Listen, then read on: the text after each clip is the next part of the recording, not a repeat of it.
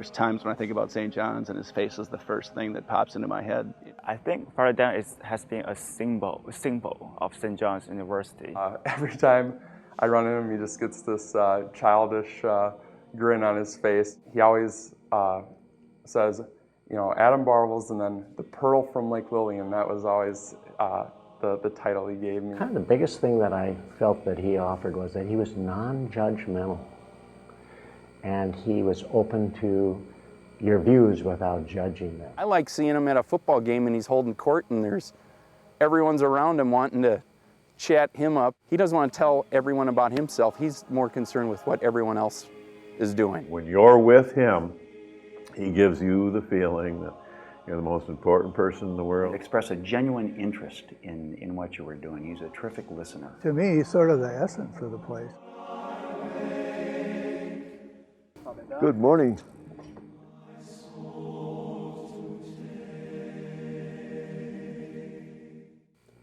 My background was not typical Catholic.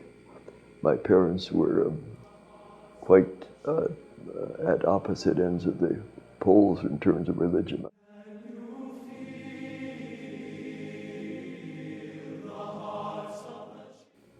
In high school, I began to get interested in Catholicism just from reading about it.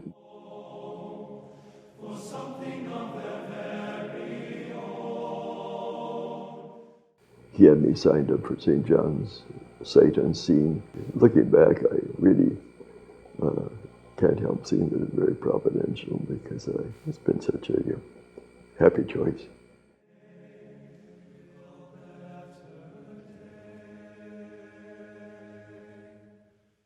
The president, Father Arnold Gustin of the university, for some reason wanted me to come back and be college chaplain, something I had never thought of at all. And that was probably my most enjoyable and most satisfying work I did was 2 stints as college chaplain.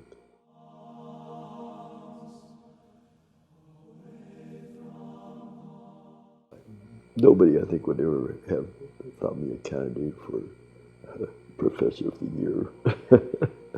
But the nice thing is alumni come back for homecoming or something 20, 30 years later.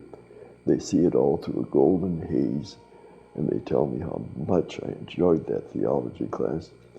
When I remember distinctly, the guy came in every morning and his head went down like that. Really.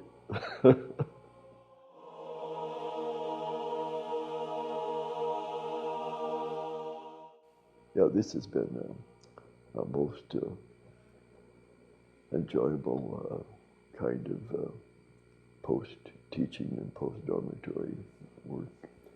I always say it's fun, fattening our funerals. Sometimes all 3 come together. Hello. Justin. How are you doing? Good, how are you? Great. 1. Just 1? Overlooking the lake. When I first think of Father Don, I think back to all the conversations we had sitting in the reef and, just talking about everything from relationships, faith, life, sports. I mean, it could be anything. He's just has a unique quality to relate with everyone he talks to. Well, I try to meet students in the dining room. I've been trying to do that for years. So your father, was that Saturday? Yeah, football game. We're here for the football game. Yeah, it was a good game. Sometimes, I'm sure they look up and say, "Where's this old codger coming here?" Woo. If you walk with him through the dining hall, you'll see people, he calls out their names. He knows where they grew up, whether it be China or Stearns County. How are you? When you? Good to see you. How are you? He always has a map with him, a Chinese map with him. And every time he saw a new face, he always asks the students, where you're from, which part you're from, and what's your name. And next time, he would definitely name him. The guy doesn't forget anything. You tell him your name, and the next thing you know, he knows all your siblings, your in-laws, the year everyone graduated. Well, I think that's failing, really. It's part of aging. Doomer, again, I remembered that. Nice. That's once now and this year. Yep. Sometimes I'll say, have we met before? And you say, yes, 3 times. I say, sure you're rubbing it in.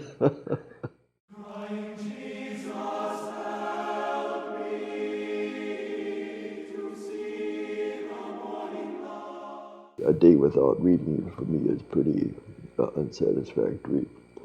I usually have 3 or 4 books going so I can switch channels. Mostly enjoy going to a nice restaurant and spending the evening enjoying interesting food and talking. I've written about and spoken about the place of humor in Christian life. And one thing I think that part of it is taking yourself a little lightly, you know. I think I try to do that.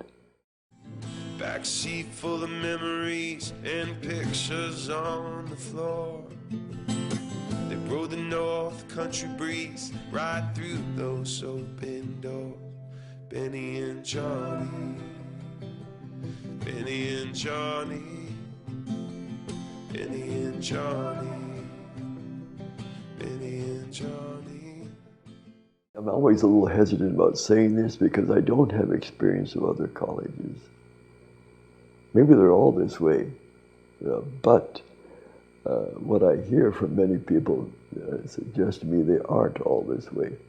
That everybody seems to have a certain fraternity, a fraternal idea about each other. In a sense, he's kind of the glue that keeps alumni connected. And he does it through a lens, a personal lens, that is unique to Father Don. He's family, and it's immense amount of influence on all of us throughout all these years, over 50, 60 years.